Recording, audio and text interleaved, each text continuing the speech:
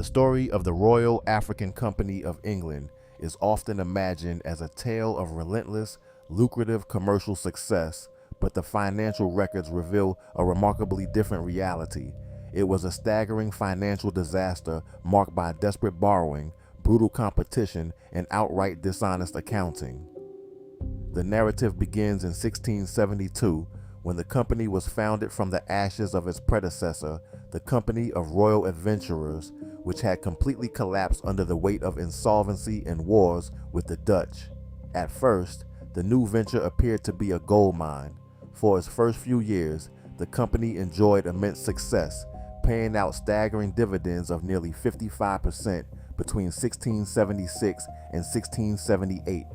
Drunk on this early prosperity and believing they had amassed a massive reserve fund out of their profits, the company's leaders made a fateful decision in 1691. They rewarded their investors by quadrupling the stock of every shareholder without requiring a single penny of new investment. But this golden era was an illusion that shattered almost immediately. Just as the stock was artificially inflated, war broke out, inflicting huge financial losses on the company. Worse still, their legal monopoly came under heavy fire from independent merchants. By 1697, Parliament forced a compromise that legalized separate traders to operate alongside the company. These independent competitors ruthlessly undermined the corporation. They spread rumors of the company's bankruptcy, poached its employees, and severely outmaneuvered it in the market. By the 1709 to 1710 season, the independent traders were dispatching 44 ships to Africa, while the crippled Royal African Company could only muster 3. To survive this collapse in actual trade, the company turned to what the records describe as a vicious cycle of toxic finance.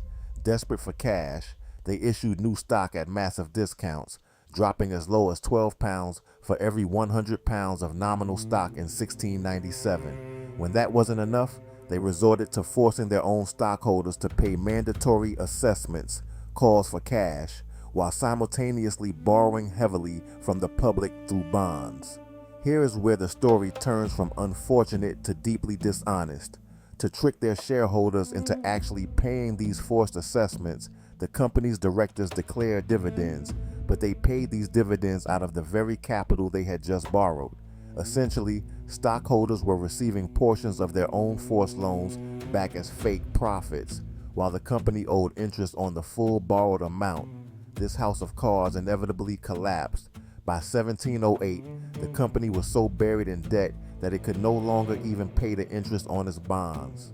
The actual cash originally subscribed to fund the company was roughly £240,536, but their borrowed debt had bloated to approximately £300,000. The real capital of the company was completely wiped out by its staggering liabilities.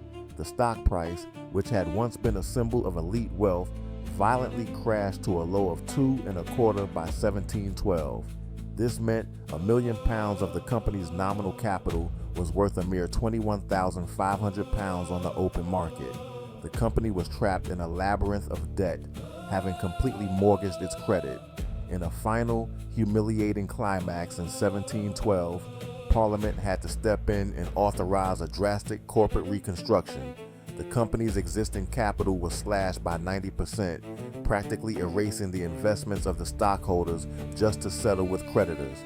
Even after this brutal reset and forced injections of new working capital, the stock continued to decline, and the company remained highly unprofitable for years to come. Ultimately, the records tell a story not of a highly profitable monopoly, but of an enterprise that was legally outmaneuvered, financially incompetent, and eventually bankrupted by its own deceptive financial engineering. The collapse wasn't hidden, it was documented, line by line, number by number. The only question is, why isn't this version of the story more widely known?